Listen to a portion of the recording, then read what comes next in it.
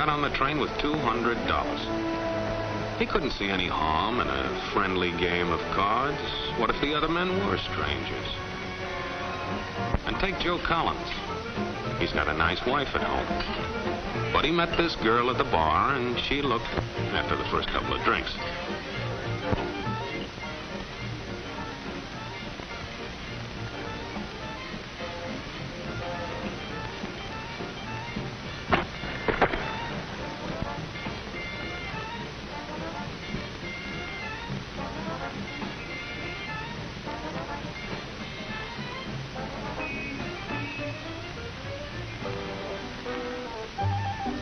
There's a good old-fashioned word for people like us. We call them suckers.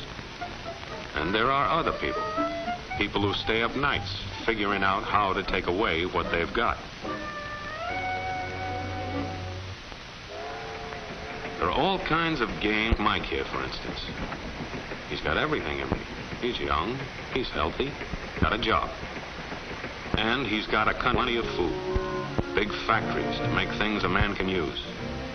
Big cities to do the business of a big company. And people. Lots of people. Enough to work the farm and build the factories, dig the mines, and run the business. All kinds of people. People from different countries with different religions, different colored skins. Free people. They can live together and work together and build America together because they're free. Free to vote, to say what they please, go to their own churches,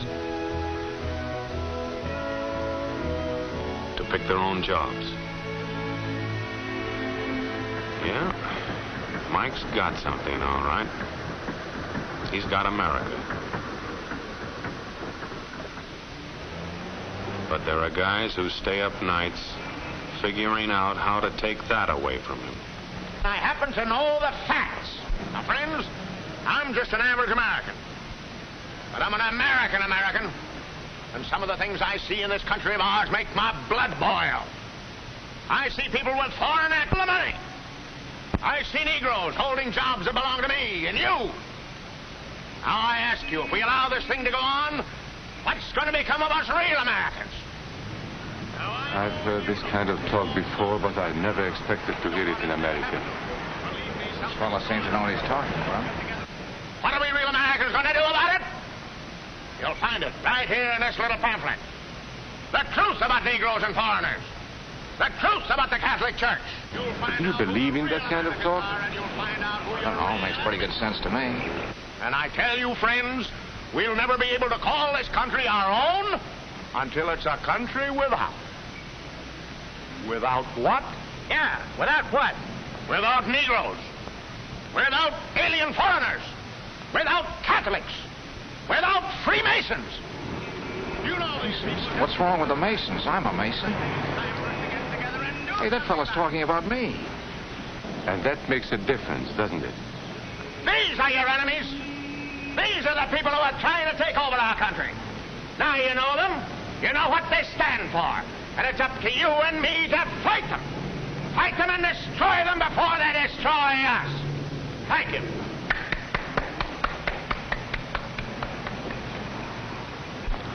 Before he said Masons, you were ready to agree with him.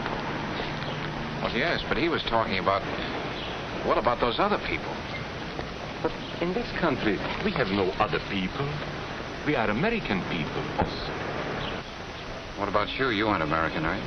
I was born in Hungary, but now I am an American citizen. And I have seen what this kind of talk can do. I saw it in Berlin. What were you doing there? I was a professor at the university. I heard the same words we have heard today. But I was a fool then. I thought Nazis were crazy people, stupid fanatics. But unfortunately, it was not so. You see, they knew that they were not strong enough to conquer a unified country. So they split Germany into small groups. They used prejudice as a practical weapon to cripple the nation.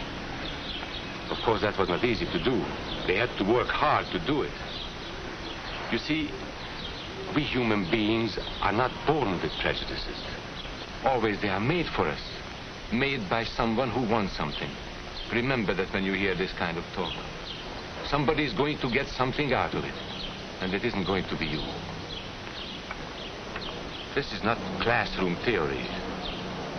I saw it happen. I saw it first in Berlin in 1932. To all Bavarian Germans, I say it is time you inherited the nation which rightfully belongs to you. To you alone belongs the glorious destiny of the greater Germany. The Nazi Party will provide land for the farmer, work for the worker, and profits for the small businessman.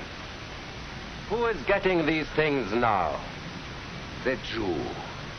The Jew who has stolen our nation and our birthright. Who makes all the money and takes all our jobs? The Jew! He must be shunned. He must be ostracized. He must be eliminated. And the Catholics. We don't want our great nation run by a foreign church. We Germans will know what to do with these people when the time comes. They and their faith must be destroyed. Then there are the Freemasons. In Germany, we have no place for secret societies. There will be only one society, and that is the Nazi Party. There will be no secrecy about that in the new Greater Germany. One by one, he attacked each minority, and he split them off one from the other. These men were all fellow Germans when they came here today. Now they were split into rival groups, suspicious of each other, hating each other. They were being swindled, all of them. But the man who was really being fooled was Hans. He was pure German, according to Nazi standards. To him they promised everything, and he fell for it. That's how Hans became a Superman. They gave him a uniform and they pumped up his ego. He wasn't just a little fellow out of work anymore. He was a member of the master race. Hans and thousands of others like him, all playing a sucker's game. They gambled with other people's liberty, and of course they lost their own. A nation of suckers. Hitler needed these people. There were trade unions to be smashed, because unions were organized and might offer resistance. There were many political parties in Germany. These the Nazis destroyed. They were determined to smash every organization where people might band together and resist them. There were Jews to be beaten and killed. The Jews were not powerful, but they were a convenient excuse for all the nation's ills. And besides, a Nazi party member could not take over this man's store. Hundreds of Catholics were put in jail because the Catholic Church had strength and could resist the Nazi drive for power. They had split the nation into 100 pieces, and then one by one, they had destroyed the pieces. Over these broken pieces, the Nazis rode into power. One party, one nation, one religion. We must never let that happen to us or to our country. We must never let ourselves be divided by race or color or religion, because in this country we all belong to minority groups. I was born in Hungary. You are a Mason. These are minorities. And then you belong to other minority groups too. You are a farmer. You have blue eyes. You go to the Methodist Church. Your right to belong to these minorities is a precious thing. You have a right to be what you are and say what you think, because here we have personal freedom. We have liberty. And these are not just fancy words. This is a practical and priceless way of living. But we must work at it. We must guard everyone's liberty, or we can lose our own. If we allow any minority to lose its freedom by persecution or by prejudice, we are threatening our own freedom. And this is not simply an idea. This is good, hard common sense. You see, here in America is not a question whether we tolerate minorities. America is minorities. And that means you and me.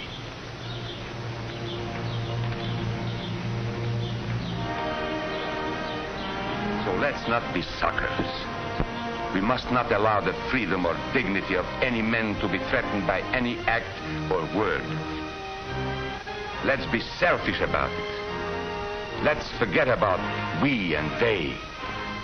Let's think about us.